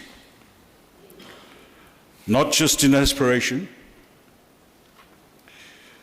but in practice.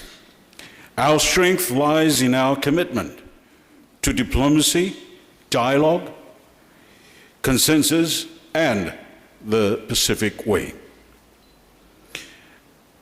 Over the past years, our Forum family has navigated its share of challenges. Yet, through Talanoa, through respect and resilience, we have emerged stronger and more united. Central to this unity is our 2050 strategy for the Blue Pacific continent. Our collective long-term vision to secure the future of our people, environment, and sovereignty. Now, this strategy, shaped through inclusive regional dialogue, reflects our shared identity, our ocean, our values, and our destiny. And as we continue to chart this course together, we are also undertaking the important task of reviewing and reimagining the regional architecture that supports us.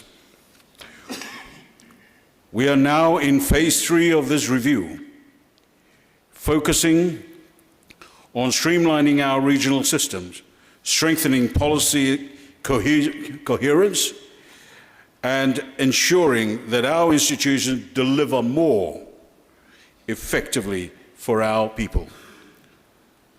This includes ensuring better alignment between the regional and sub-regional systems. It is critical that we understand how the forum's work complements the work of the Micronesian Islands Forum and the Micronesian Presidential Summit.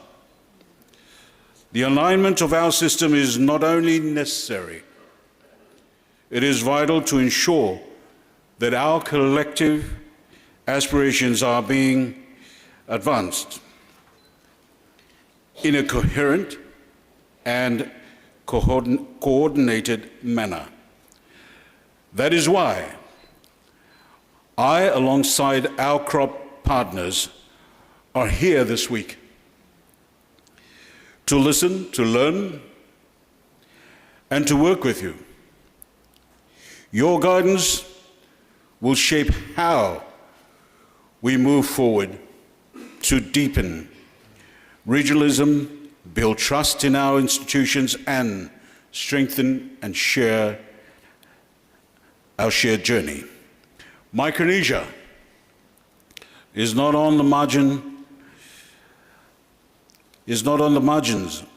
of the Blue Pacific vision. It is at its very heart. This sub-region holds some of our region's most strategic assets, from the compacts of free association to vibrant ecosystems, from sovereign voices on global climate negotiations to communities still living with the legacy of nuclear testing. We see this, we honor it, and we are guided by our leadership, whether it is the Marshall Islands' tireless advocacy on nuclear justice, FSM's global leadership on sea level rise and maritime zones, or Palau's unwavering commitment to ocean conservation. Micronesia continues to shape our regional and global narrative. Our commitment to this sub-region is not just symbolic, it is institutional. The establishment of the Pacific Oceans Commission's office in Palau, the Forum Sub-Regional Office in Tarawa, and the ongoing presence of crop agencies, including SPC's Sub-Regional Office and FFA and SPREP programs, reflects our determination to bring regional cooperation closer to our communities. Allow me now to briefly share some of the key priorities we are advancing at the forum level that are particular relevance to Micronesia. First, on peace and security, forum leaders have mandated the development of the Ocean of Peace Declaration, a bold affirmation of our region's determination to remain free from militarization and external coercion. This declaration is grounded in the Pacific Way and embraces an inclusive understanding of peace, reflecting our commitment to dialogue and collective security. It will be presented to the leaders at the 54th Forum Leaders Meeting in Honiara in September. Secondly, on climate resilience, we are taking concrete steps. Climate change remains the single greatest threat to our region. In response, we are advancing the Pacific Resilience Facility, a Pacific-owned, Pacific-designed financial mechanism to support locally led disaster preparedness and adaptation. It is our hope that all members will sign on to the PRF treaty this year, so we can establish it formally in Tonga in 2026. Thirdly, on economic opportunity, we are implementing the Pacific Roadmap for Economic Development. This is about coherence ensuring that our work in trade, tourism, finance, and labor mobility are working in tandem to create meaningful opportunities. For Micronesia, where connectivity is critical, this roadmap will help us unlock solutions that fit local realities. We are also focusing on ensuring labor mobility schemes are ethical and equitable, not just benefiting governments and economies, but truly improving the lives of our people, Pacific workers, and their families. Fourthly, and vitally, on gender equality. One of the most powerful moments of the 2024 came from the very sub-region when the Republic of Marshall Islands, under the leadership of President Hilda Heine, hosted the first Pacific Islands Forum Women's Leaders meeting held outside the Forum Secretariat. This historic event reaffirmed our collective commitment to gender equality, not just as a standalone agenda, but as a foundation for peace, stability, and sustainable development. I acknowledge the strong partnership and support of SPC in this regard. We are proud of the leadership Micronesia has shown, and we will continue to look to you for inspiration and resolve as we push forward on this critical front.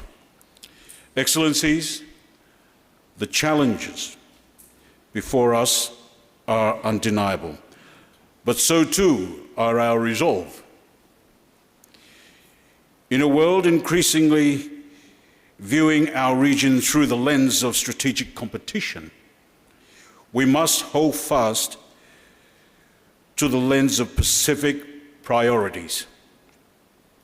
Let us define our future on our terms, anchored in dignity, inclusion, and homegrown solutions.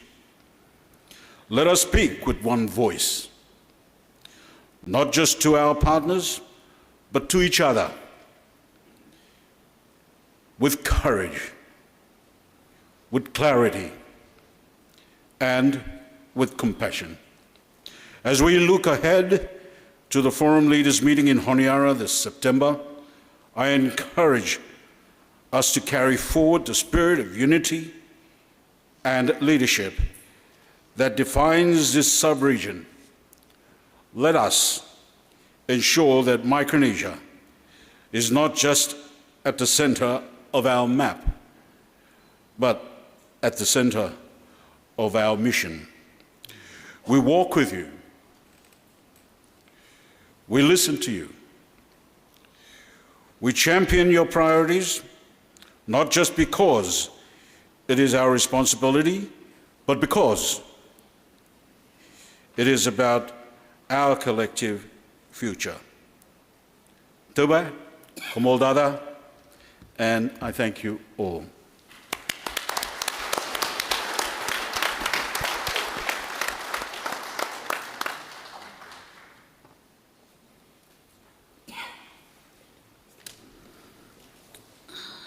Thank you very much, Secretary General Wanga, for your inspiring words. Thank you. Honorable leaders, esteemed delegates and friends, before we move forward in today's proceedings, I'd like to take a moment to join my colleagues in welcoming our esteemed guests, many of whom have flown in for this meeting. First and foremost is Honorable Baron Wanga, of course, of Pacific Island Forum. Honorable William Hague, Principal Deputy Assistant Secretary of the U.S. Department of Interior. His Excellency William Tokinabalu, Roving Ambassador of the Republic of Fiji. Mr. Ashumar Kodep Okumoro Uludong, Chairman, Board of Education, Saipan, Commonwealth of the Northern Mariana Islands. Dr. Paula Vivilli, Deputy Director General of the Secretariat of the Pacific Community. Mr. Tapan Mishra, at Interim United Nations Resident Coordinator. Dr. Saya Piukala, Western Pacific Regional Director of the World Health Organization. Dr. William Manoni, Pacific Ocean Commissioner. Mrs. Celeste Connors, President of the East-West Center. Green Growth Teams from UH and UOG. Ms. Lindsay Tumarong, President and CEO of Pacific Islands Development Bank. And Leslie Ann Leon Guerrero, Senior Vice President of the Bank of Guam. Also, Dr. Robert Underwood of the Pacific Center for Island Security. Your presence here signifies wider regional and global collaboration to magnify our collective efforts toward progress and growth for the Micronesia sub-region, and we thank you very much for being here. We now turn to review the adoption of the agenda. Before we do that, I'd like to say that the 27 Micronesian Island Forum agenda was carefully developed with some structural changes, thanks to the collaborative support of our designated representatives. These changes are to allow more time to reflect on the most pressing issues facing our region and the critical areas of cooperation that require focused dialogue. As of today, we have 13 standing committees under MIF. And while we will have the opportunity to discuss and deliberate on all of them, special time has been allotted to 6 of them to allow for deeper, more robust conversation. They are education, health, transportation, ocean, gender equality, and the Micronesia Challenge. All committee reports and presentations are available in your folders, ensuring that every committee is represented and included in this forum. With this renewed agenda, we aim to effectively address key focus areas and achieve strategic decisions of mutual value. We will also hear from our important partners that serve our region, including SPC, SPREP, the United Nations Multi-Country Office, Pacific Islands Development Bank, Bank of Guam, and the Pacific Islands Center for Island Security. Following our partners, we will have an open dialogue on all other committees. At this time, I invite all delegates to review the agenda as presented. Should there be any proposed amendments or considerations, I encourage you to raise them now, ensuring that our framework for discussion remains comprehensive and reflective of our shared priorities. Once we have confirmed the final structure, we will formally adopt the agenda, setting the foundation for the impactful conversations ahead. Let us proceed with the review and adoption of the agenda.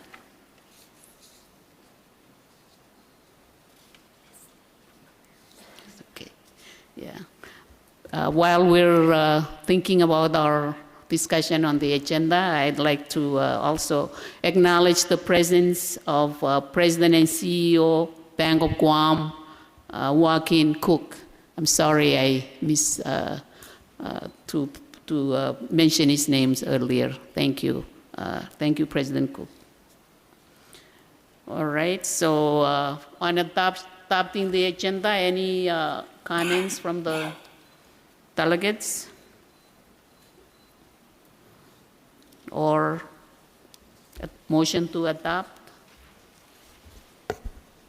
Madam Chair, I move to adopt the agenda as it is well thought out. Second. Okay. So it's been moved and seconded that we adopt the agenda. All those in favor, say aye. All right, thank you, everyone. The adoption, agenda is adopted. Thank you all for your patience. We will now transition into the family photo before we break for lunch. I know you've been patiently waiting. Thank you, everyone, for your attention all morning without break. Thank you very much.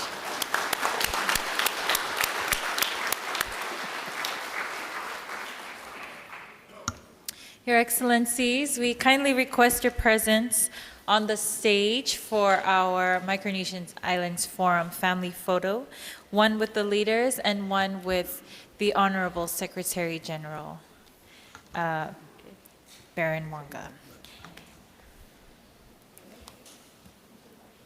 After the photo, yes, please. After the photo, we will invite you all to a private luncheon hosted by Honorable Baron Divavesi Wanga, Secretary General of the Pacific Islands Forum at Robert Raymer's Resort Thai Table Restaurant, which is a separate venue, and your vehicles are ready to escort you there. To our traditional leaders, Council of Irod, Ilo Kaude, Jojum Kobado, Ilo Leaders Lounge Nganar Karalep. To our remaining delegates and guests, we invite you to join us for lunch outside the conference room. And while on your break, we invite you to visit the medical booth for free wellness checks in the lobby. While the leaders are arranging for their photo and you guys are heading to lunch, I'd like to just take a moment to recognize our valuable partners and supporters of the 27th MIF.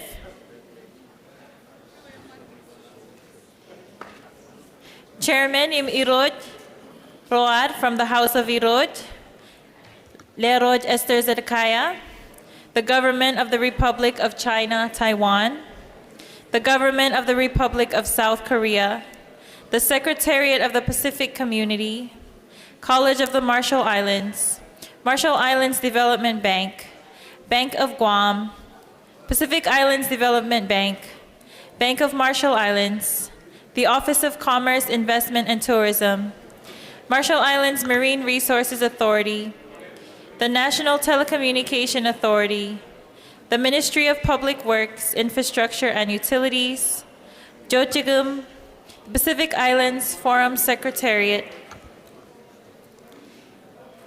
Marshall Islands Police Department, Majuro Atoll Local Government,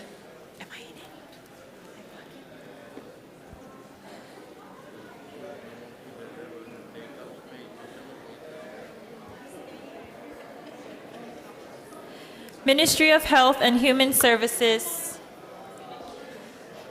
Marshall Islands Resort, the Environmental Protection Authority, RMI Ports Authority, Marshall's Electric Company, Marshall Islands Fishing Ventures.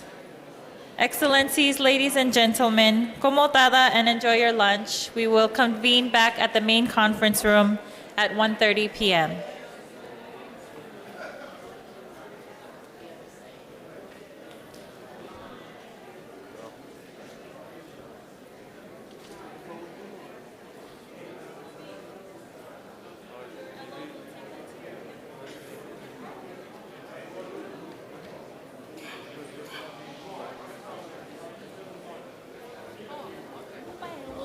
Tokyo.